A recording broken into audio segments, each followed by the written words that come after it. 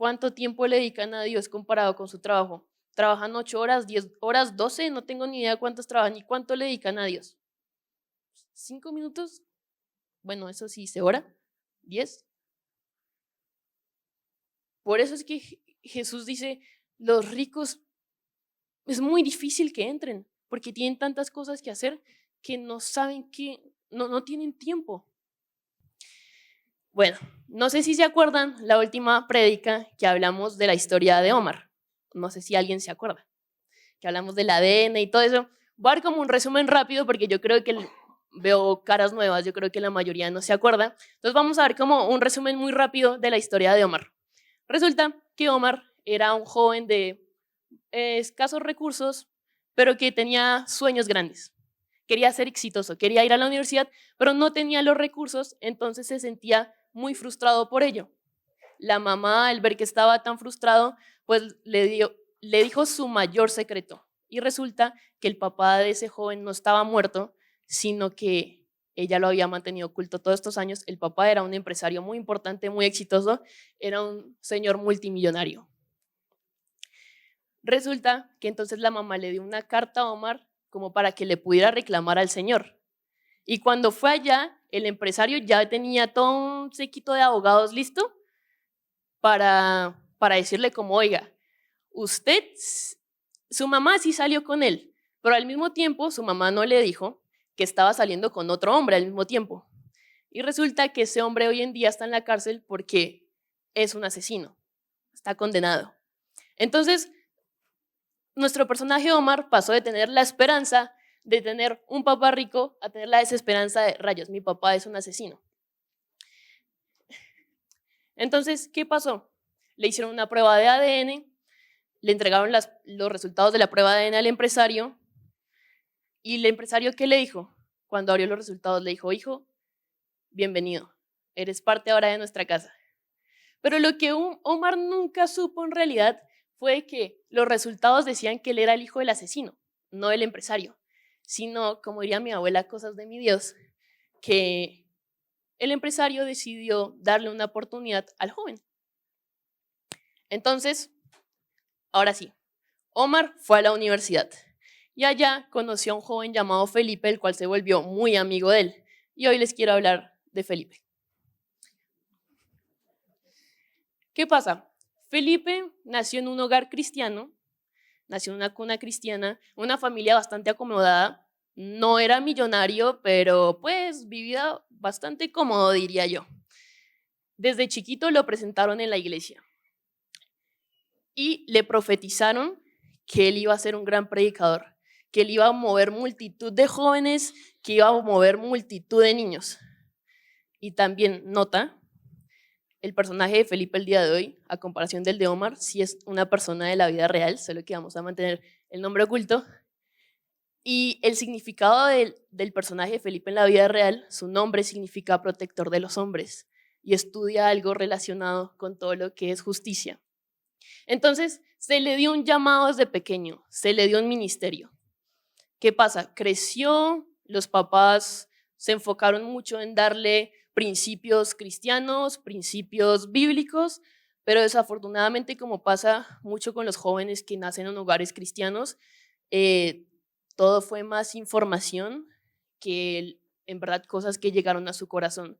Entonces sí, él sabía quién era Dios, él sabía quién era Jesús, él sabía que Jesús murió por sus pecados, sabía que era el pecado del cielo y el infierno, él lo conocía todo, más eso no le daba un impacto a su vida.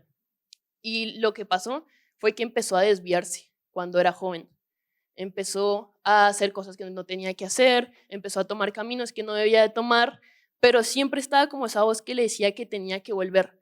Entonces el joven siempre volvía y se volvía como una montaña rusa. Y las personas a su alrededor le veían el potencial, veían que tenía mucho potencial para predicar, pero el joven lleno de culpa porque en el interior sabía lo que estaba pasando en su vida, como que estaba rechazando el llamado, estaba rechazando su llamado. Y yo creo que muchos de nosotros nos podemos identificar con eso, y es que a veces por la culpa, por más el potencial que tengamos, por más que Dios nos dé un llamado, simplemente lo rechazamos porque no nos sentimos dignos. Y la historia de Felipe esta vez no tiene una conclusión como la tuvo la de Omar, porque la vida de ese personaje sigue hoy en día. Pero no solo le pasa a él, también le ha pasado a muchos personajes en la Biblia. Y hoy quiero, por ejemplo, hablar de la historia de Jonás. En Jonás capítulo 1, me encanta Jonás capítulo 1, hay tanto que aprender. Vamos a leer del versículo 1 al 17. Dice, vino palabra de Jehová a Jonás, hijo de Amitai, diciendo, levántate y ve a Nínive, aquella gran ciudad, y pregona contra ella, porque ha subido su maldad delante de mí. Y Jonás se levantó para huir de la presencia de Jehová a Tarsis, y descendió a Jope y halló una nave que partía para Tarsis, y pagando su pasaje entró en ella para irse con ellos a Tarsis, lejos de la presencia de Jehová. Pero Jehová hizo levantar un gran viento en el mar, y hubo en el mar una tempestad tan grande que se pensó que se partía la nave. Y los marineros tuvieron miedo, y cada uno clamaba a su Dios, y echaron al mar los enseres que había en la nave para descargarla de ellos. Pero Jonás había bajado al interior de la nave y se había echado a dormir. Y el patrón de la nave se le acercó y le dijo, ¿qué tienes, dormilón? Levántate y clama a tu Dios, quizá él tendrá compasión de nosotros y no pereceremos. Y dijeron cada uno a su compañero, venid y echemos suertes, para que sepamos por causa de quién nos ha venido este mal. Y echaron suertes, y la suerte cayó sobre Jonás. Entonces le dijeron ellos, decláranos ahora por qué nos ha venido este mal. ¿Qué oficio tienes y de dónde vienes? ¿Cuál es tu tierra y de qué pueblo eres? Y él le respondió, soy hebreo y temo a Jehová, Dios de los cielos, que hizo el mar y la tierra. Y aquellos hombres temieron sobremanera y le dijeron, ¿por qué has hecho esto? Porque ellos sabían que huía de la presencia de Jehová, pues él se lo había declarado. Y le dijeron, ¿qué haremos contigo para que el mar se nos aquiete? Porque el mar se iba embraveciendo más y más. Él le respondió, tomadme y echadme al mar, y el mar se os aquietará, porque yo sé que por mi causa ha venido esta gran tempestad sobre vosotros. Y aquellos hombres trabajaron para hacer volver la nave a tierra, mas no pudieron, porque el mar se iba embraveciendo más y más contra ellos. Entonces clamaron a Jehová y dijeron, te rogamos ahora, Jehová, que no perezcamos nosotros por la vida de este hombre, ni ponga sobre nosotros la sangre inocente, porque tú, Jehová, has hecho como has querido. Y tomaron a Jonás y lo echaron al mar, y el mar se aquietó de su furor. Y temieron aquellos hombres a Jehová con gran temor, y ofrecieron sacrificio a Jehová e hicieron votos. Pero Jehová tenía preparado un gran pez que tragase a Jonás, y estuvo Jonás en el vientre del pez 3 días y 3 noches. Hoy quiero venir a hablar de lo que es el llamado, pero para eso tenemos que saber qué es el llamado. No estoy hablando de ese tipo de llamado que es como el que muchas veces pensamos de que se nos aparece un ángel. Por ejemplo, se me aparece un ángel a los 10 años y dice, Alejandra, vas a irte a vivir a Bucaramanga. Yo soy de Bogotá. Vas a irte a vivir a Bucaramanga. Vas a estudiar en los Estados Unidos, te vas a casar con tal persona, vas a estudiar tal carrera y vas a trabajar en yo no sé dónde. Pues la verdad es que en la vida real eso rara vez pasa, o sea, fueron muy pocas excepciones las que pasaron en la Biblia. Sí, tenemos ideas, tenemos metas, tenemos proyecciones, pero normalmente Dios nos va enseñando el camino mientras vamos caminando. Entonces no estoy hablando de ese llamado de cuál va a ser mi trabajo, cuál va a ser mi esposo, cuántos hijos voy a tener. No, no estoy hablando de ese tipo de llamado, no estoy hablando de ese tipo de voluntad. Estoy hablando de un llamado que nos fue dado a todos, a todo creyente. Todo aquel que se llame hijo de Dios tiene ese llamado. Y es el llamado de dar a conocer a Cristo. El llamado de predicar la palabra. No importa si usted es médico, no importa si es abogado, no importa si es arquitecto, no importa qué carrera tenga o si es estudiante. Su llamado es dar a conocer a Cristo. Entonces, cuando analizamos la estructura, vemos que Jonás fue llamado. En el versículo 1 y 2 dice, vino palabra de Jehová a Jonás, hijo de Amitai, diciendo, levántate y ve a Nínive, aquella gran ciudad, y pregona contra ella, porque ha subido su maldad delante de mí. Dios fue muy claro. Le dijo, levántate y ve. O sea, no pudo ser más claro que el agua. ¿Y qué pasa? Un poco de contexto histórico. En ese momento, Nínive era la capital del imperio asirio, reino que había conquistado las tierras israelitas por tiempos anteriores. Los asirios se caracterizaban por ser gente cruel, por gente que derramaba sangre. Incluso en el libro de Nahum, si no estoy mal, nos hablan de cuál era el pecado que tenía Nínive. Y hablaba de que derramaban demasiada sangre, hablaban de la hechicería, hablaban de fornicación, hablaban de que extorsionaban a la gente. Entonces, claramente Jonás tenía algo en contra de ese imperio. Es como si Dios te dijera, ve y predícale, ve y trae bendición a unas personas que asesinaron a tus papás, que te robaron, que te dejaron sin nada, que fueron crueles. Claramente. Y también, si tú tienes que ir allá, vas a tener miedo por tu propia vida. Entonces, Jonás tenía miedo, a pesar de haber sido llamado. ¿Qué pasa después? Él huye del llamado. Versículo 3 dice, y Jonás se levantó para huir de la presencia de Jehová a Tarsis, descendió a Jope y halló una nave que partía para Tarsis, y pagando su pasaje entró en ella para irse con ellos a Tarsis, lejos de la presencia de Jehová. La verdad que me siento un poco identificada con Jonás, porque me acuerdo que el año pasado que tenía que predicar, se suponía que la predica era para julio, pero esos meses me estuve escondiendo del pastor por nervios de que no quería hablar en público, y la predica terminó haciéndose en noviembre, cuando al principio fue en julio. Entonces entiendo que es huir de ese llamado. Y entonces Jonás fue llamado, Jonás huye del llamado. Pero después también se da cuenta Jonás de que estaba en el lugar equivocado, como dirían en la vivienda, estás en el lugar equivocado. Entonces le dijeron ellos, decláranos ahora porque nos ha venido este mal. ¿Qué oficio tienes y de dónde vienes? ¿Cuál es tu tierra y de qué pueblo eres? Y él le respondió, soy hebreo y temo a Jehová, Dios de los cielos, que hizo el mar y la tierra. Y aquellos hombres temieron sobremanera y le dijeron, ¿por qué has hecho esto?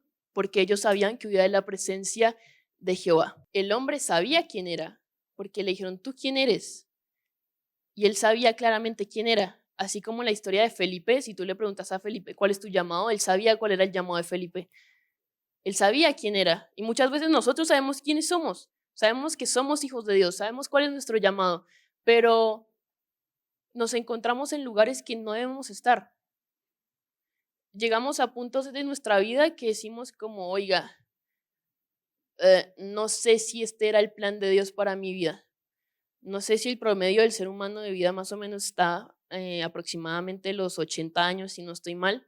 Y qué triste sería llegar a los 80 años y darte cuenta que a lo único que te mandaron a hacer, no lo hiciste. El único llamado que tuviste en tu vida, no lo completaste. Y así como hablaba el pastor Ricardo el fin de semana, él hablaba sobre los talentos. Se nos dio talentos. ¿Y por qué huimos? ¿Por qué no cumplimos aquello para lo que fuimos llamados? Porque en verdad yo no quiero llegar delante de la presencia de Dios y decir como Dios fue por miedo. O Dios, por excusas, no respondí a tu llamado. La verdad no quiero ser de esas personas. Y por eso traje hoy lo que yo considero 4 puntos porque las personas o nosotros en general no atendemos el llamado. Pueden haber más, pueden haber menos, pero para mí estas son como las principales, y es el miedo, la culpa, el pecado y las riquezas. Vamos a estar leyendo bastantes textos el día de hoy, pero adivinen qué, esto es una iglesia y aquí se lee la Biblia. Entonces, si vamos a Éxodo 4, versículo 10 al 12, está el llamamiento de Moisés. Yo creo que aquí todos sabemos quién es Moisés.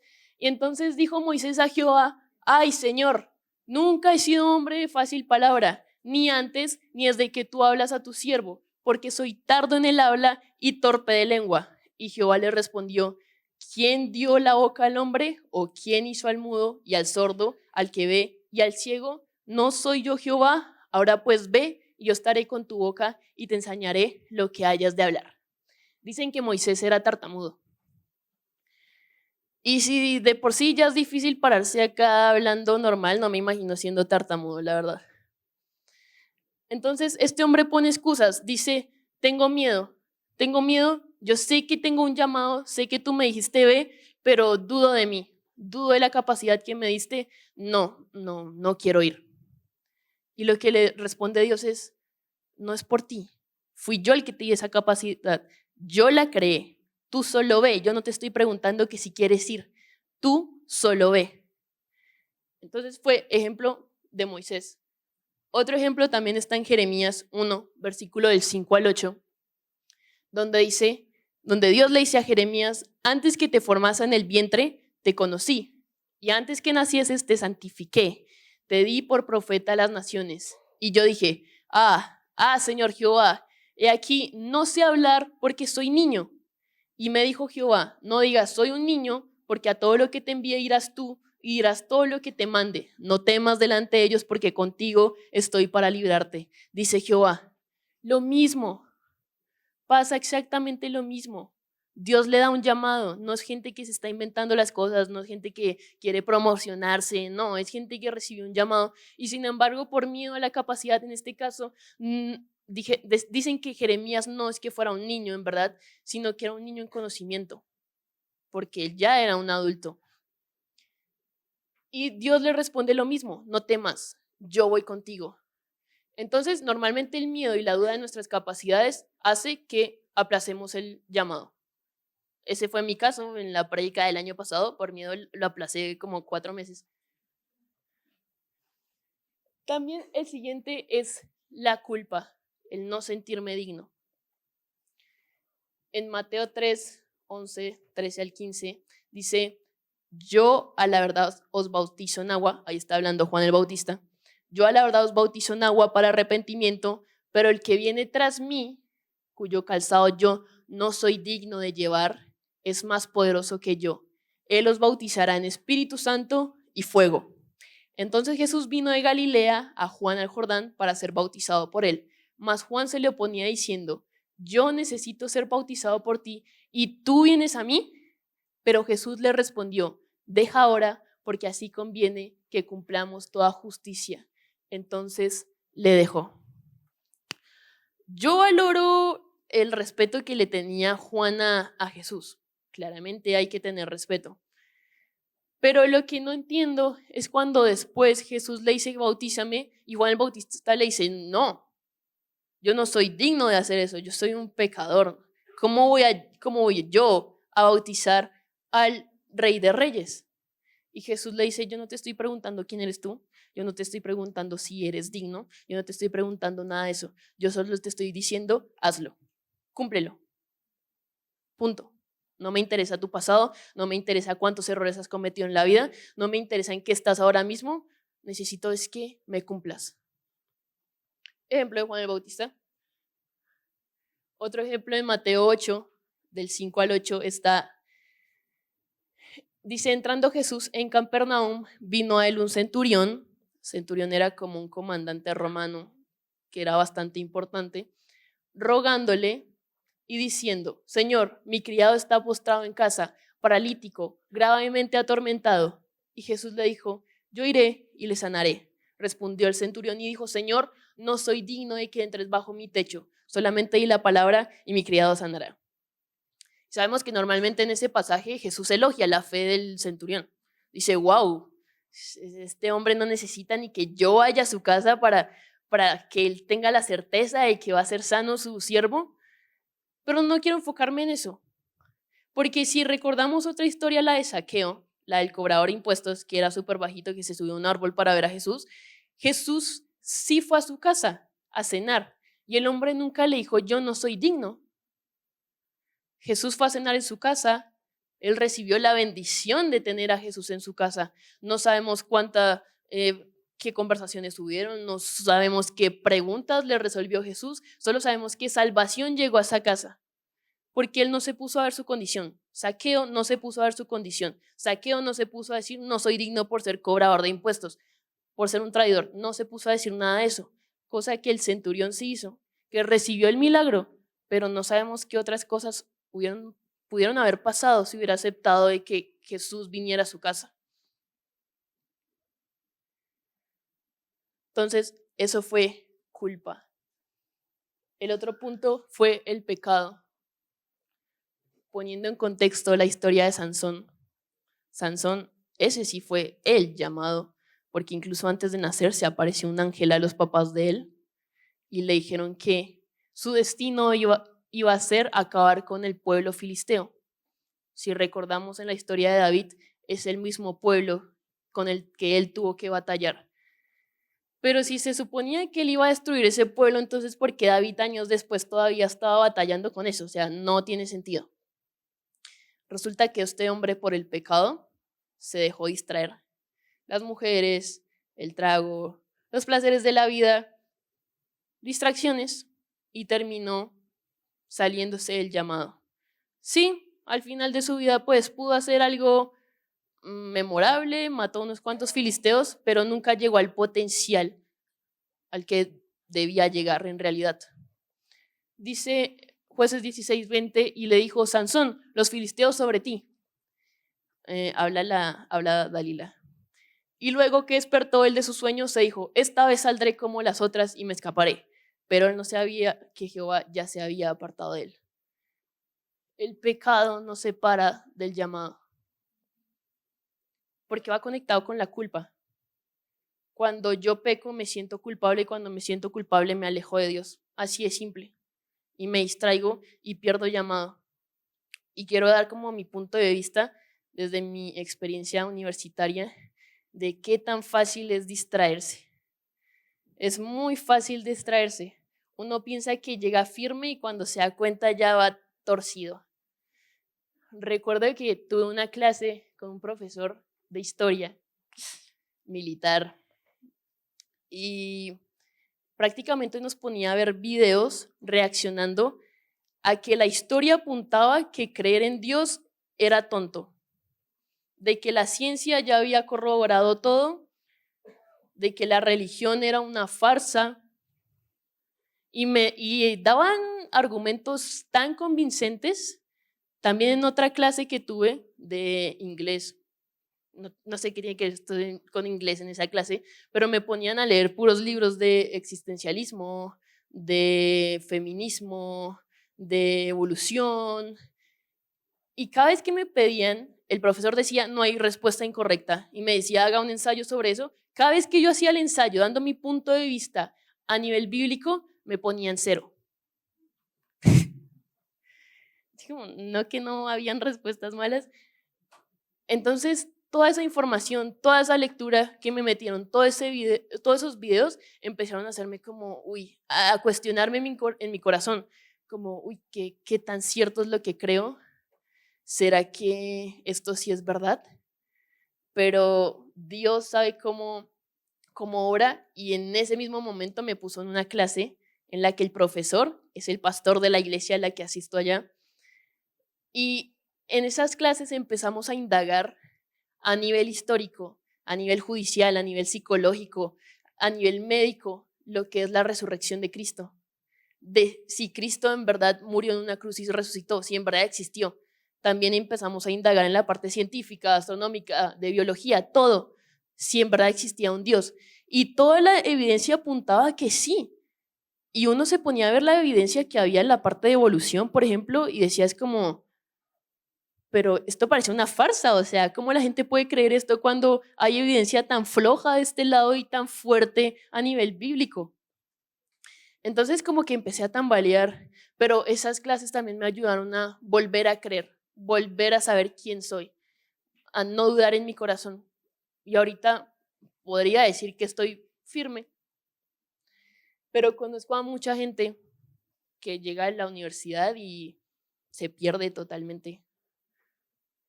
Se vuelven ateos o no sé qué les pasa y parecen personas diferentes. Una vez entran a la universidad, llegan todos juiciosos y salen tatuados con piercings, lo que sea. No sé qué pasa ahí. También otra cosa muy importante que nos distrae es quién escogemos como pareja. Porque pensamos que estamos listos, pensamos de, ay, yo lo voy a convertir a él, yo sé que él tiene el potencial, él va a creer en Dios y cuando nos damos cuenta, los que nos convertimos fuimos pero nosotros. Porque nosotros no podemos influenciar eso. La palabra es sabia cuando dice que tengamos cuidado a quien escogemos como pareja, que tenemos que tener los mismos principios, debemos estar en un mismo sentir, o si no, vamos a estar chocando en cada momento. O chocamos toda la vida o uno se va para el lado del otro. Va a terminar así. No hay otra solución. Entonces, es muy fácil distraernos, es muy fácil caer en pecado. El otro punto era las riquezas, el afán y las riquezas. En Mateo 13, versículo 22 dice, el que fue sembrado entre espinos, este es el que oye la palabra, pero el afán de este siglo y el engaño de las riquezas ahogan la palabra y se hace infructuosa. Más adelante también Mateo habla la historia de un joven y dice, el joven le dice a Jesús, todo esto lo he guardado desde mi juventud, ¿qué más me falta? Jesús le dijo, si quieres ser perfecto, anda, vende lo que tienes y dalo a los pobres, y tendrás tesoros en el cielo, y ven y sígueme. Oyendo el joven esta palabra, se fue triste porque tenía muchas posesiones. Entonces Jesús dijo a sus discípulos, de cierto os digo que difícilmente entrará un rico en el reino de los cielos. ¿Quiere decir esto que no puede tener plata una persona? No. No quiere decir eso. Tampoco les estoy diciendo que vayan y vendan todo lo que tienen. No me voy a responsabilizar de los resultados de eso, la verdad. Pues si usted siente el llamado, pues hágalo. Entonces, normalmente, ¿qué pasa con la gente que tiene dinero? Y es que se concentra tanto en hacer dinero que no le dan la posición a Dios que debería tener. Como dice en el anterior, se vuelve infructuosa. Infructuosa es que no da fruto. ¿Por qué no voy a dar fruto? Porque no estoy pasando el suficientemente tiempo en comunión con Dios. No puedo dar fruto cuando estoy separado de la fuente. No puedo dar fruto cuando estoy separado de Jesús. No puedo dar fruto. Entonces, ¿qué pasa? Estas personas se concentran en el trabajo, en prosperar, en voy a comprar más terrenos, voy a hacer más grande mi empresa. Y Dios, ¿cuánto tiempo le dedican a Dios comparado con su trabajo? ¿Trabajan 8 horas, 10 horas, 12? No tengo ni idea cuántos trabajan y cuánto le dedican a Dios. ¿5 minutos? Bueno, eso sí, ¿se hora? ¿10? Por eso es que Jesús dice, los ricos es muy difícil que entren, porque tienen tantas cosas que hacer que no saben que, no tienen tiempo. Y entonces muchos problemas, muchos puntos de los cuales no atendemos al llamado. Pero, ¿cuál es la solución? ¿A qué estamos llamados? Nuestro llamado es dar a conocer a Cristo a las demás personas y para esto debo ser intencional en mis acciones. No significa que todo el mundo acá se tiene que volver un predicador. No es necesario ni siquiera estar parado aquí en un púlpito para predicar. No es necesario estar aquí para dar testimonio. Cada uno tiene una carrera, cada uno tiene un área en el que trabaja prácticamente y si está ahí es por algo. Mi papá, en su caso, trabaja en el medio de la aviación y sé que si él no estuviera en el medio de la aviación, él no podría llegar a pilotos y auxiliares. La palabra no podría llegar a ellos si no estuviera él en ese campo. No puede llegar un tenista a hablarle a un piloto, o sea, es difícil, la conexión es difícil, pero sí puede llegar un tenista a hablarle a más atletas, sí puede llegar un médico a hablarle a enfermeras, sí puede llegar un comerciante a hablarle a más comerciantes. Así que si Dios lo puso en el área en el que está, es por algo, pero usted tiene que ser intencional en lo que hace.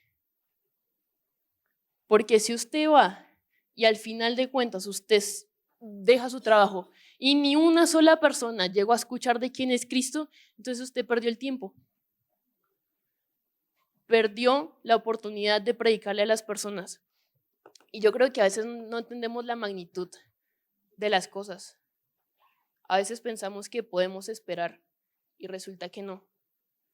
Les voy a compartir, de hecho esto no estaba planeado, quiero compartirles algo que pasó en mi familia cuando yo estaba en Estados Unidos y resulta que la esposa del papá de mi tío, o el esposo de mi tía, ella falleció.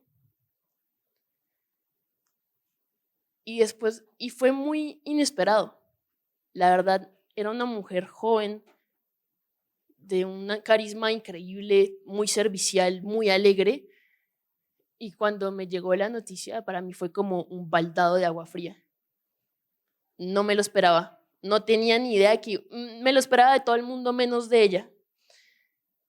Y cuando llegó eso, con mi familia y mis tíos decíamos como, ¿por qué no le predicamos? ¿Por qué no lo hicimos con urgencia? Ese fue nuestro llamado. ¿Cuántas veces fuimos a la casa de ella, fuimos a la finca, pasamos Año Nuevo, pasamos Navidad, fuimos a reuniones y no fuimos capaces de pronunciar el nombre de Cristo ni una sola vez? Lo importante se perdió. No sé dónde está ella en estos momentos, no les voy a mentir, no sé dónde está ella en estos momentos. Pero es porque no entendemos la magnitud de lo que está en juego. No sabemos mañana si estamos vivos, no sabemos si mi papá, si no cree, mi mamá si no cree, mis hermanos, mis tíos, no tengo ni idea. Pero lo que sí sé es que Dios nos va a pedir cuentas por esas personas. Va a decir, ok, tú que lo conocías, tú que estuviste pasando tanto tiempo con esa persona, ¿qué le hablaste de mí? ¿No le hablaste porque sentías miedo? ¿Porque no querías ser fastidioso? ¿Porque no querías poner el ambiente tenso? ¿Y ahora qué? Ahora me hubiera gustado ser intensa, incluso si no le hubiera caído bien lo que le hubiera dicho, me hubiera gustado ser intensa, me hubiera gustado ser intencional. Y no me gustaría volver a repetir ese error. Y yo creo que nadie debe cometer ese error. Sí que tenemos que predicar y tenemos que ser intencionales.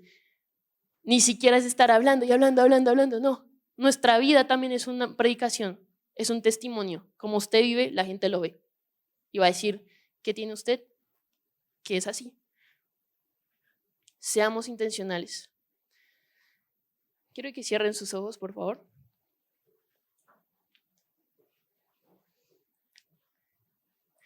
Y piense en el área en el que está trabajando. Piense en el área en el que se desarrolla, su círculo de amigos, su familia. Quiero que piense en todo eso. Y también quiero que se pregunte, ¿estoy atendiendo al llamado? ¿Estoy dando a conocer a Cristo? ¿O tal vez el miedo, tal vez la culpa, tal vez el pecado, o incluso el afán, las riquezas, mis proyectos, no me están dejando hacer eso? También quiero que piensen en aquellas personas en las que ha tenido la oportunidad de hablar, pero no lo ha hecho. Y ore por esas personas. Y también pídale perdón a Dios por poner tantas excusas. Recuerdo en la universidad cuando me tocó predicar, antes de predicar estaba poniendo excusas y mi compañero el irlandés me dijo, sigue poniendo todas las excusas que quieras. ¿Hasta cuándo te vas a enfrentar a aquello que tienes miedo? Y me dolió que me dijera eso, pero era la verdad. Son excusas. Padre, te pedimos perdón por poner excusas, porque tú nos has dado un llamado, tú nos has dado una tarea y hemos sido siervos negligentes. No hemos dado de lo poco. Lo único que nos has llamado no lo hemos hecho. Señor, y te pido que ahora en adelante tú quites todas esas ataduras, Padre, y que podamos atender al llamado. No importa quiénes seamos, no importa nuestro pasado, no importa si nos sentimos dignos o no, no importa, porque al fin y al cabo, por más que trates, nadie va a ser digno. Ni el más santo va a ser digno. Gracias, Padre Santo. Gracias por esta palabra. Gracias porque nos confrontas. Incluso me confrontas a mí, Padre. Te pido que podamos corresponder a ese amor que tú nos has dado. Porque queremos amarte de verdad. Queremos caminar para que cuando tú nos llames, nos encuentres haciendo tu voluntad, Señor. Gracias, Padre. El propósito de Dios con este canal no es reemplazar tu iglesia, ni tu tiempo personal de estudio y de búsqueda de la presencia de Dios. Es apoyarte en tu crecimiento espiritual y el conocimiento de las Escrituras. Tú puedes apoyarnos a nosotros también cada vez que ves un video, cada vez que le das like, que lo compartes. Cuando te suscribas a nuestro canal, invitas a otros a suscribirse también. Es la manera en que tú nos apoyas para que nosotros también podamos seguirte apoyando. Que Dios te bendiga.